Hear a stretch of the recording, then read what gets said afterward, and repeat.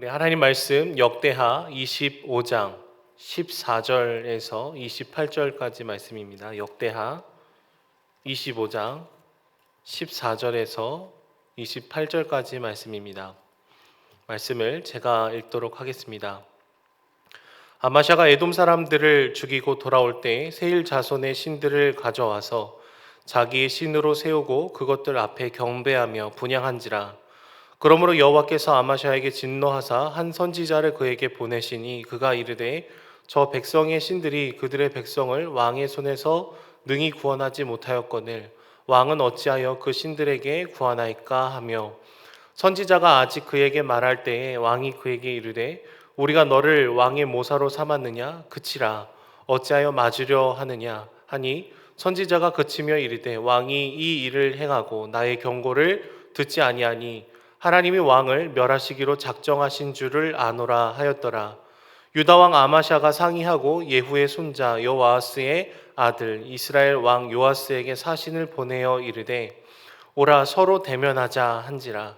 이스라엘 왕 요아스가 유다 왕 아마샤에게 사람을 보내어 이르되 레바논 가시나무가 레바논 백향목에게 전가를 보내어 이르기를 내 딸을 내 아들에게 주어 아내로 삼게 하라 하였더니 레바논 들짐승이 지나가다가 그 가시나무를 짓밟았느니라. 내가 에돔 사람들을 쳤다고 내 마음이 교만하여 자긍하는도다. 내 궁에나 있으라. 어찌하여 화를 자초하여 너와 유다가 함께 망하고자 하느냐 하나, 아마샤가 듣지 아니하였으니 이는 하나님께로 말미암은 것이라.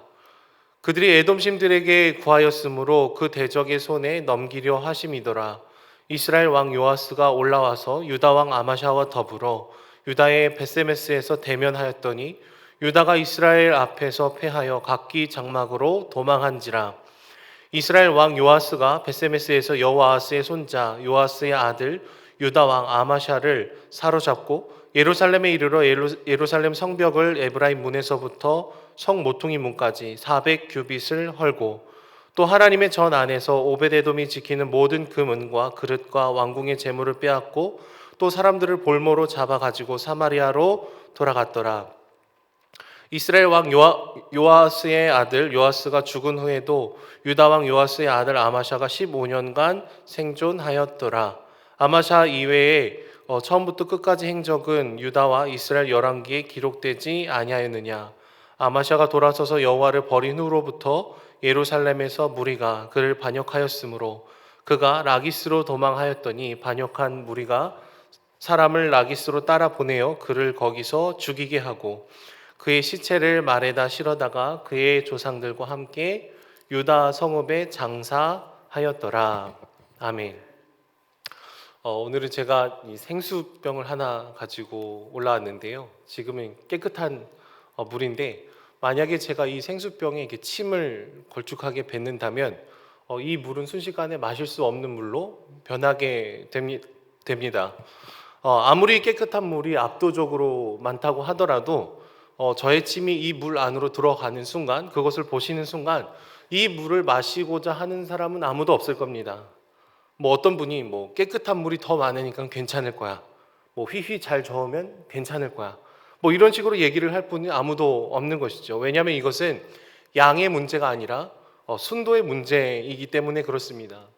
근데 우리가 하나님 앞에 설 때, 하나님의 은혜 앞에 설 때에 우리의 공로, 또 노력, 애씀, 헌신들을 몇 방울 떨어뜨릴 때가 종종 있습니다. 분명히 우리는 전적인 하나님의 은혜라는 것을 대부분 다 고백을 하고 있습니다.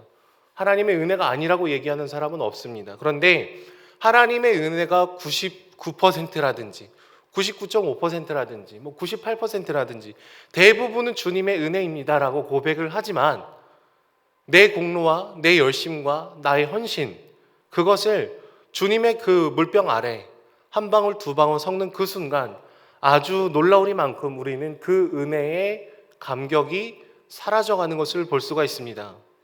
그리고 내가 1%를 넣는지 네가 0.5%를 넣는지 서로를 비교하면서 우리의 우위를 주장하고 싶어 할 때가 많이 있는 것이죠. 여전히 하나님께 영광을 돌린다고 얘기를 하지만 사실 그래도 나의 공로 그 조금만은 주장하고 싶어 하는 게 사람의 모습일 수가 있겠더라라는 거예요. 오늘 말씀 본문에 나오는 아마샤가 그런 사람이었습니다. 아마샤는요, 에돔을 정벌하러 갈 때에 10만 명이나 되는 북이스라엘 용병들을 돌려보내는 모습들을 보였습니다. 하나님만 의지하면서 그 전쟁에서 승리를 하였죠. 보통 전쟁에서 하나님만 의지하고 승리를 얻게 되면은 하나님께 모든 영광을 돌리기 마련입니다. 하나님 당신의 은혜로 우리가 이겼습니다. 승리했습니다. 감사합니다. 다 주님의 영광입니다. 하지만 이 아마샤라는 왕은요, 전쟁의 마지막 부분을 보면은 사람들을 굉장히 잔인하게, 굉장히 과도하게 죽이는 모습들이 그려지고 있습니다.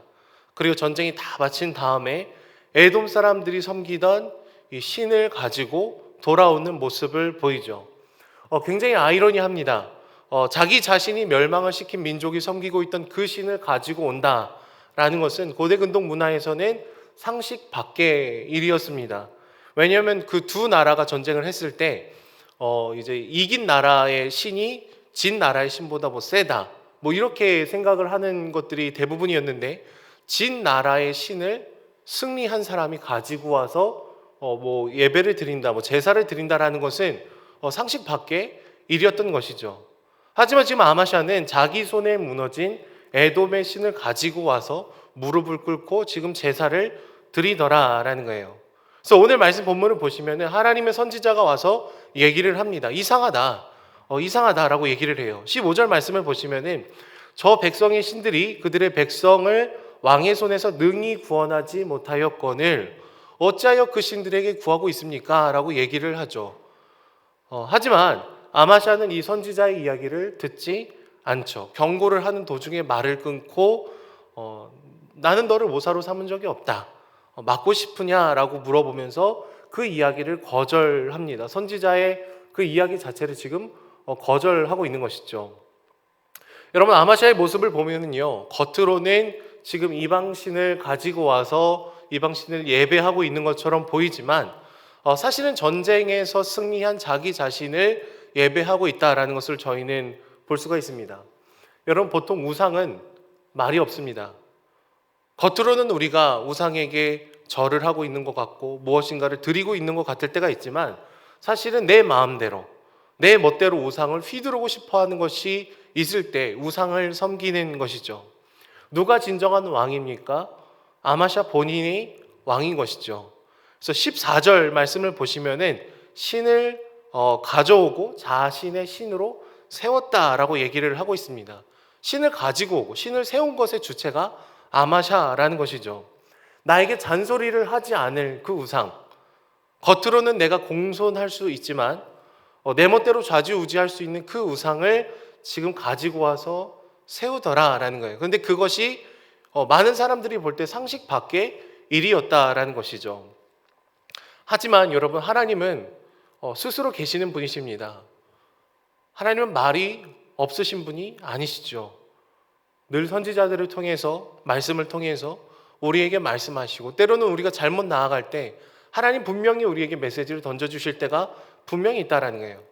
사람의 편에서 열심히 섬긴 다음에 결국에는 자기 자신의 키를 쥐고 뒤흔들 수 있는 그런 존재가 하나님은 절대로 아니시다라는 것이죠. 하나님을 주인으로 인정하지 않고 자기가 왕이 되어서 이방신을 가지고 온, 그리고 자기가 왕이 된 이 아마샤는 교만의 끝을 달리는 모습을 보여주고 있습니다.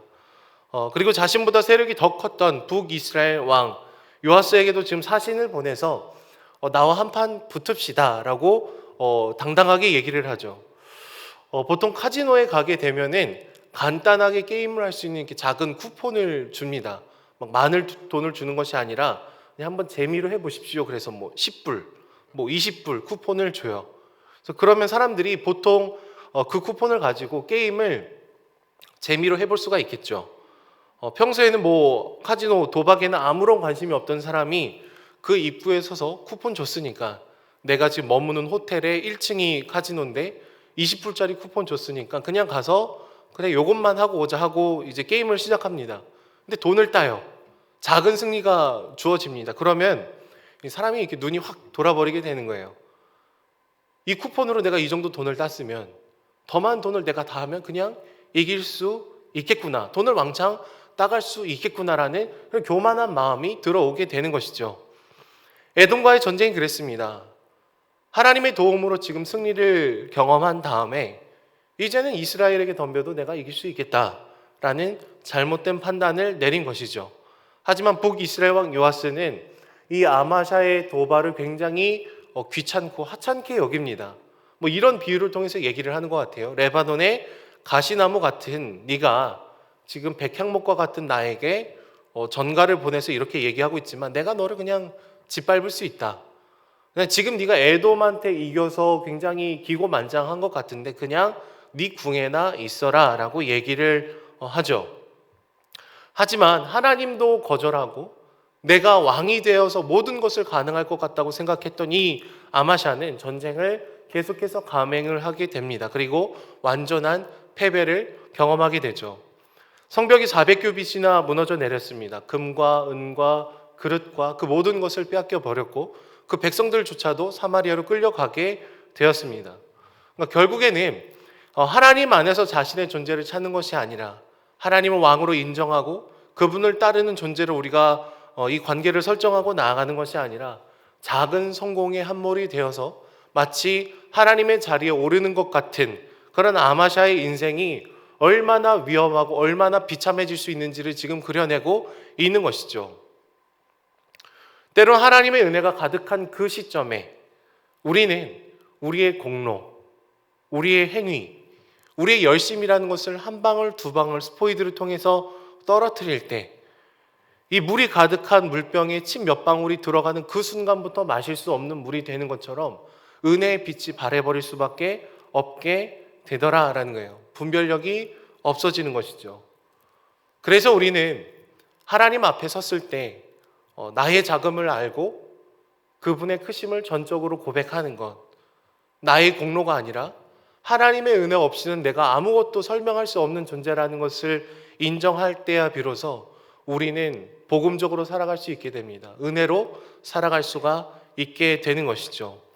저 안에 사랑하는 여러분, 하나님의 은혜 앞에서 깊은 감사와 찬양을 올려드리는 저와 여러분들이 되기를 소망합니다. 때로는 하나님의 은혜로 우리 삶에 주어지는 크고 작은 그 성공들, 풍성한 열매들에 우리가 심취되어서 그 매개체가 되었던 우리의 열심, 우리의 공로, 우리의 행위를 주장하고 싶어하는 그 욕구들이 불쑥불쑥 올라올 때가 있지만 다시금 하나님 아니면 나는 아무것도 아닙니다라는 이 고백을 우리가 드릴 때 하나님의 은혜가 날마다 우리에게 흘러가기를 소망합니다. 전적인 은혜만이 우리를 회복시키고 하나님의 사랑만이 우리를 일으켜 세운다라는 그 고백을 드리며 오늘 이 새벽에도 하나님만을 찬양하며 나아가기를 축복합니다.